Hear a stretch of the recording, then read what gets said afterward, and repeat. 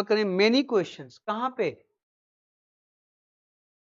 अच्छा, मोर की जगह मेनी, क्यों? मैंने उससे अधिक प्रश्नों का उत्तर दिया तो अधिक की अंग्रेजी मेनी होगी? हाँ? या अधिक की अंग्रेजी उससे अधिक मोर देन होगा कि मेनी देन होगा? मेनी के बाद देन आ सकता है। जब यहां देन लगा है, मैं क्या कहूं, दूर हूं, सामने होने पे ना पत्तीसी निकाल देते। यहां देन लगा है ना, देन तभी आएगा जब कॉम्परेटिव एडजेक्टिव होगा। मेनी पॉजिटिव एडजेक्टिव है और मेनी का ही कॉम्परेटिव मोर है। यह भी चर्चा कर चुका हूं कि many more most, much more most, ये सब मैंने पढ़ाया है आपके उसी संस्थान के बोर्ड पर। मैं तो चौंकता हूं, अभी तक क्वेश्चन का इतने दिन हो गए, जितना दिन पढ़ाए तो उससे ज्यादा दिन छोड़े हो गए, लेकिन मैं अभी भी, मुझे याद है कि ये पढ़ाए थे, इस पे चर्चा भी हुई थी। Many more most, much more most. Quantity की बात होगी तो मच मोर मोस्ट, नंबर की होगी तो मेनी मोर मोस्ट, क्वेश्चंस का नंबर है। अब यहां देन है तो यहां मेनी तो नहीं हो सकता। पॉजिटिव के बाद कब देन आता है? दिव्यांश कर रहे हैं नो एरर। नहीं जी, ये अनुमानित आंसर देने की जरूरत नहीं है। निहारिका कर रही है खुश रही है। अच्छा, हमको उत्तर देता हूं, चला ठीक बा, खुश रहा। पहली बात तो ये है, संचित ने इसका आंसर दिया है कि यहां मी की जगह आई होगा। चलो, तो मैं यहां चाहता हूं, क्या आप कह रहे हैं कि देन के बाद मी नहीं आता? मुद्दा ये है, नो एरर तो इसमें कहीं है ही नहीं बच्चा, पहले जान लो। इसमें हर जगह एरर है, गलत है, सारे सबको करेक्ट करना है। बिल्कुल ठीक बात है कि हम मी की जगह आई होगा, है ना? इसमें मामला क्या है, आइए जरा बोर्ड पे चलते हैं। एक ये चर्चा का विषय है कि देन के बाद आई की मी, तो देन के बाद आई की मी, इसमें एक बात तो पहले जान लो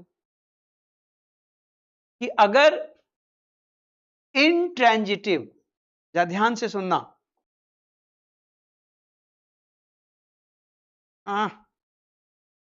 क्या हो गया है, अगर इंट्रांजिटिव वर्ब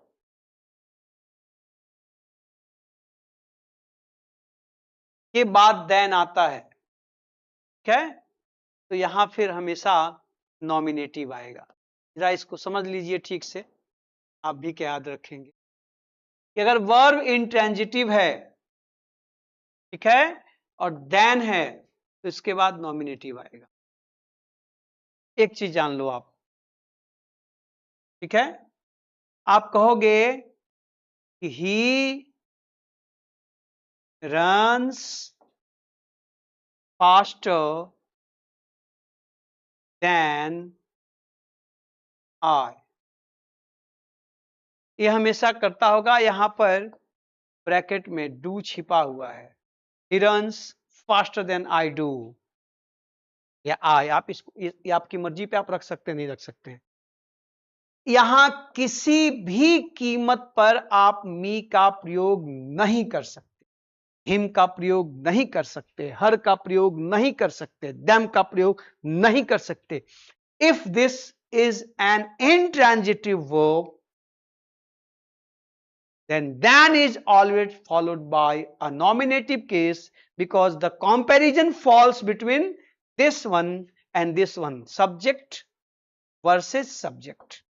यहां कर्ता और कर्ता के बीच ही तुलना होगी, क्योंकि वर्ब इंट्रांजिटिव है। इंट्रांजिटिव वर्ब के बाद ऑब्जेक्ट आएगा नहीं, जब ऑब्जेक्ट आएगा नहीं तो वहां ऑब्जेक्ट से तुलना होने की कोई संभावना नहीं बचती। तो it should be always nominative nominative nominative nominative. Got it?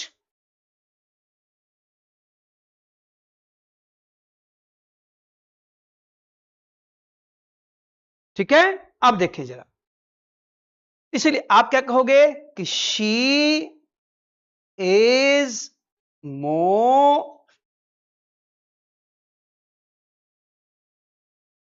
Intelligent than he. यहां पर हिम आने की कोई संभावना नहीं, कोई संभावना नहीं, ध्यान से, कोई संभावना नहीं है। जैसे ही यहां वर्ब इंट्रांजिटिव आएगी, यहां कोई तो ये जो तुलना होगी, चूंकि यहां पे सीधे कर्ता और कर्ता के बीच होगी, no chance of coming objective case here. इतना पहले क्लियर हो गया? क्लियर हो गया? अब देखो जरा, अब आगे बढ़ते हैं, नेक्स्ट पेज पे चलते हैं। अब मान लो कि ये ऐसा बने कि, अब देखना ध्यान से, कि यहां ट्रांजिटिव वर्ब आ जाए, तो ट्रांजिटिव वो प्लस देन, ठीक है, प्लस नॉमिनेटिव। अगर ट्रांजिटिव वर्ब भी आई और वहां कोई ऑब्जेक्ट नहीं है, तो यहां पे नॉमिनेटिव आएगा। आप कहोगे कि राम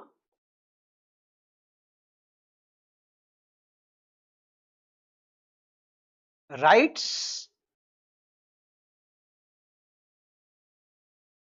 बेटर, या राइट्स पोएम्स कर लो। देखो, ऑब्जेक्ट आता भी है तो ऑब्जेक्ट वहां पे तुलना की बात है। चलो, राइट्स बेटर देन शी, यहां पर भी आप हर का प्रयोग है। यहां अगर आप हर लेकर आते हैं तो गलत है, नहीं हो सकता, क्योंकि तुलना इसकी और इसके बीच हो रही है। पहले जान लीजिए आप कि देन के बाद नॉमिनेटिव, नॉमिनेटिव कब तक? अब ध्यान से देखना, अगर ये स्थिति ऐसी हो जाए कि यहां पर ट्रांजिटिव वर्ब आए, अब देखना ध्यान से, ट्रांजिटिव वर्ब आए, इसके बाद ऑब्जेक्ट आए, फिर देन आए, अब यहां मामला जो है, अब यहां पर ये नॉमिनेटिव, एन फॉर नॉमिनेटिव याद रखना, एंड ओ फॉर ऑब्जेक्टिव। अब ये नॉमिनेटिव ऑब्जेक्टिव दोनों हो सकता है, डिपेंड करेगा आप किससे तुलना करना चाहते हैं और कंपैरिजन किससे किया जाए, इस आधार पर ही तय होगा कि यहां नॉमिनेटिव आएगा कि ऑब्जेक्टिव। अब मैं दो एग्जांपल्स लिख रहा हूं, जरा ध्यान से देखिएगा। मैं कहूं कि mother loves you more than I, और फिर मैं कहूं mother loves you more than me, यहां पर अब ये दोनों सही है, दोनों सही है। अब देखो यहां पे ऑब्जेक्ट भी आके खड़ा हो गया। ऊपर वाले वाक्य में तुलना मदर और आई के बीच हो रही है, और नीचे वाले सेंटेंस में तुलना यू और मी के बीच हो रही है, और दोनों सेंटेंसेस की मीनिंग भी अलग है। ऊपर वाले में प्यार करने वाले दो हैं, प्यार पाने वाला एक है। समझिएगा बात को। Mother loves you more than I का मतलब है, आप चाहें तो यहां पर डू लिख सकते हैं, यहां पर वर्ब इसको इंसर्ट कर सकते हैं कि mother loves you more than I do. इसका मतलब, इस सेंटेंस का मतलब है कि मां भी तुम्हें प्यार करती है, मैं भी तुम्हें प्यार करता हूं, लेकिन मां तुम्हें मुझसे ज्यादा प्यार करती है। Two persons are loving one person, mother and I love whom? This you. तो अब हिंदी देखो खतरा क्या है, दोनों की हिंदी क्या होगी कि मां तुम्हें मुझसे ज्यादा प्यार करती है। दोनों सेंटेंस की मीनिंग वही है, लेकिन अंतर है, एक में मेरे प्यार से ज्यादा प्यार करती है और एक में तुमसे ज्यादा या मुझसे ज्यादा प्यार करती है। अब देखो ध्यान से, यहां क्लियर हो गया कि मां भी तुम्हें प्यार करती है, मैं भी तुम्हें प्यार करता हूं, मां ज्यादा करती है। तुलना किसके बीच? कर्ता मां और मेरे प्यार की तुलना हो रही है। हम दोनों के प्यार की तुलना तुम्हारे लिए। Is that clear? हाँ ना कुछ बोलते चलिए, मैंने मजाक मजाक में ढेरी पढ़ा दिया। देखो जरा, और यहां क्या है कि mother loves you more than me, इसकी भी हिंदी वही है कि मां तुम्हें मुझसे ज्यादा प्यार करती है, बट अंतर क्या है कि mother loves you and mother loves me. अब यहां प्यार करने वाले एक ही है, मम्मी, और पाने वाले दो हैं, यू और me. Now the comparison falls between you and me, कि मां तुम्हें ज्यादा प्यार करती है, मुझे कम प्यार करती है, ये इसका मतलब है। अब प्यार करने वाली अकेली मां है, पाने वाले दो हैं, you and me. So comparison is between you and me.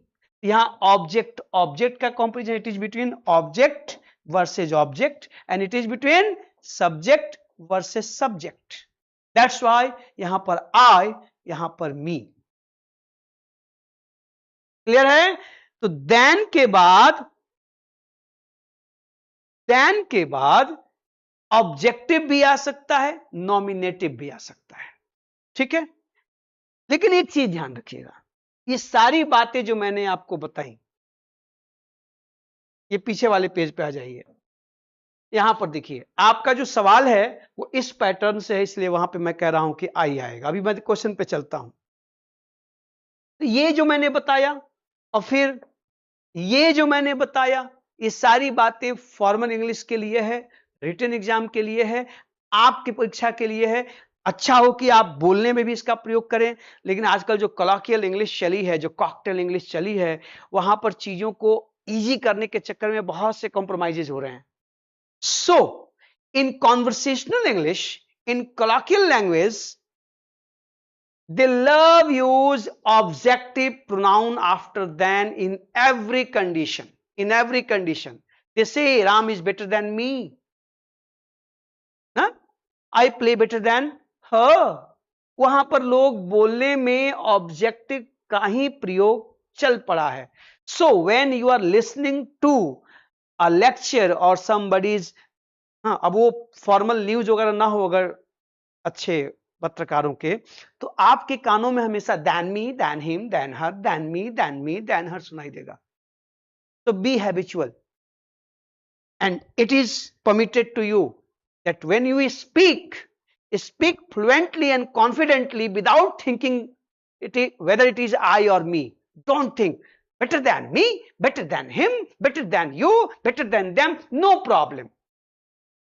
In colloquial language, in speaking, they use objective pronoun frequently without thinking, and that's why you make mistake here.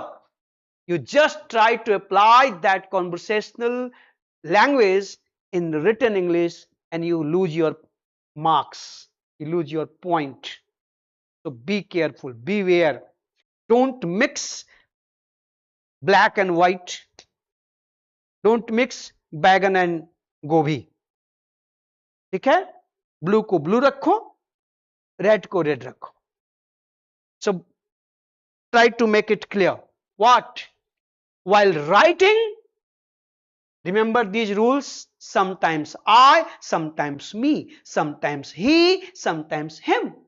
But while speaking, you don't need to think all about these things. Is that clear?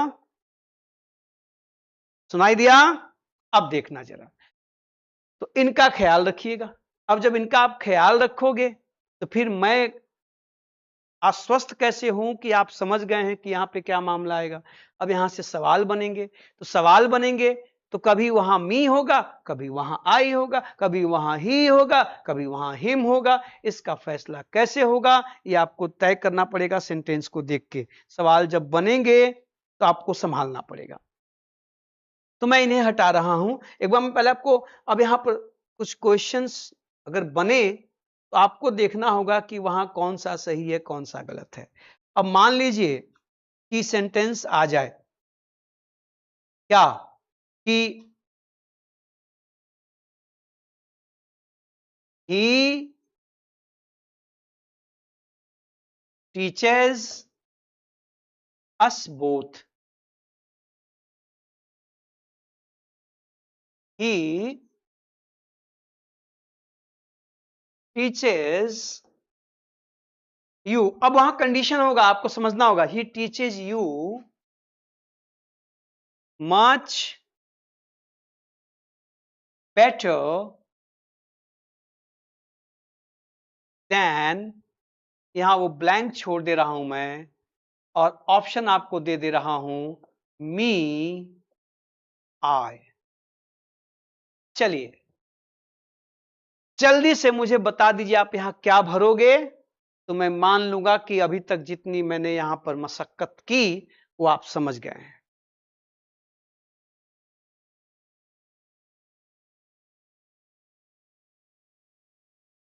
चुनिए answer. इस प्रश्न में यहां जो blank है वहां पर, अच्छा मैं ऑप्शन और दे रहा हूं, मी आई यू,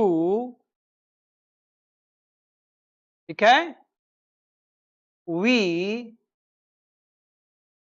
अस.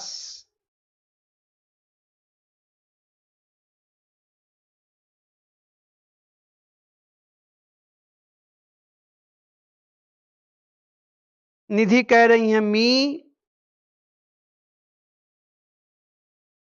संचित कह रहे हैं आई, और कोई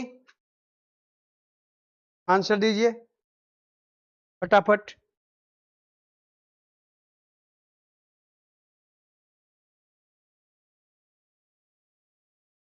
प्रकाश कह रहे हैं मी,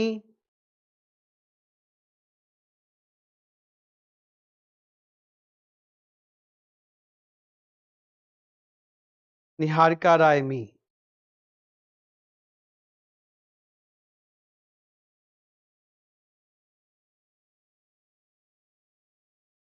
चलिए देखिए जरा,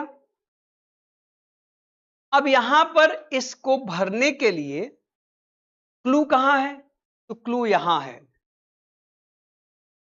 भाई. अगर मैं कहूं वी बोथ, अगर यहां पे वी बोथ होता, ठीक है, वी बोथ टीच हिम. ध्यान से आता हूं मैं उस पर. चलो इसको हटाओ, पहले पहले इसको देखो. यहां जो अस बोथ है, तो ये सब्जेक्ट है, ये वर्ब है, ये ऑब्जेक्ट है. इस अस बोथ में क्या छुपा हुआ है, यू एंड मी. भाई ये ऑब्जेक्ट के रूप में आया है ना अस. अस बोथ मतलब हम दोनों.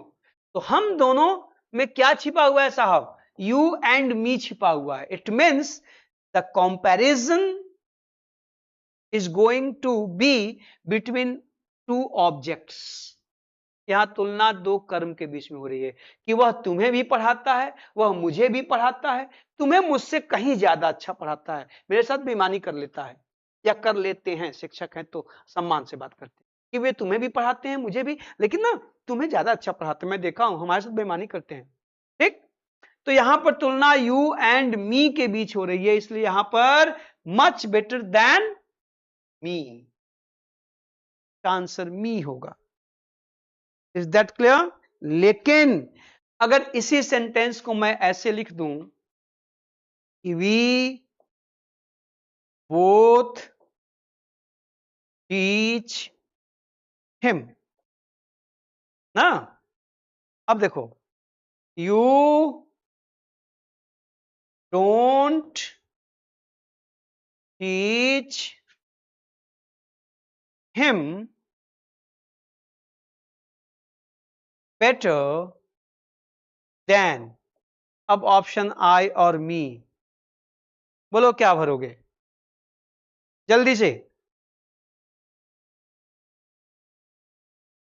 अब चुनना हो तो क्या चुनोगे, क्वेश्चंस बनाना भी आना चाहिए, सोचना भी आना चाहिए.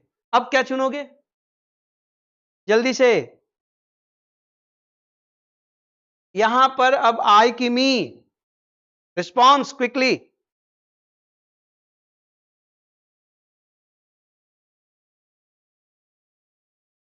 निधि आय होगा, और कोई anybody? Niharika I.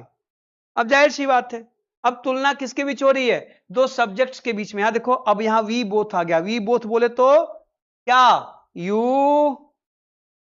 And I. अब तुलना यू और आई के बीच हो रही है कि मैं भी पढ़ाता हूं, तुम भी पढ़ाते हो, तुमसे अच्छा मैं पढ़ाता हूं भाई, तुम मुझसे अच्छा नहीं पढ़ाते, मैं अच्छा पढ़ाता हूं। ठीक, अब यहां पे क्या होगा? आई होगा। क्लियर? इसलिए आंख मूंद के स्पोकन इंग्लिश कोलॉकियल लैंग्वेज को एग्जाम में लेके जाओगे और बहुत पूछता है यहां से सवाल। ये दैन के बाद वाला ना, वो जानता है कि लोग करने वाले हैं, तो बोलते समय while speaking you are free, आप करो ऑब्जेक्टिव का प्रयोग दैन के बाद, लेकिन लिखते समय आपको इसका ध्यान रखना है। कैसे तय होगा ये तय होगा वर्ब से, कि वर्ब ट्रांजिटिव है कि इंट्रांजिटिव। ये तय होगा कंपैरिजन होने वाले कंपोनेंट से, कि तुलना सब्जेक्ट सब्जेक्ट के बीच हो रही है कि ऑब्जेक्ट ऑब्जेक्ट के बीच। क्लियर? संभालिएगा। अब यहां से सवाल आए तो गलती मत करिएगा, ठीक है? और गुल्लक में 5-5 रुपए डाल दीजिएगा जो बनाए होंगे, मैंने कहा था बना लीजिएगा। चलो, मजाक कर रहा हूं मैं। देखो जरा, आ जाओ क्वेश्चन पे। क्वेश्चन में देखो क्या है, ही आंसर्ड मोर क्वेश्चंस। तो कोई ऑब्जेक्ट नहीं आया है ना, बोलो। यहां ऑब्जेक्ट नहीं है, तुलना किसके बीच हो रही है? सब्जेक्ट और सब्जेक्ट के बीच। उसने मुझसे ज्यादा प्रश्नों का उत्तर दिया, इसलिए यहां मी की जगह आई होना चाहिए। Got it? कोई कंफ्यूजन तो नहीं है? चलिए आगे बढ़िए।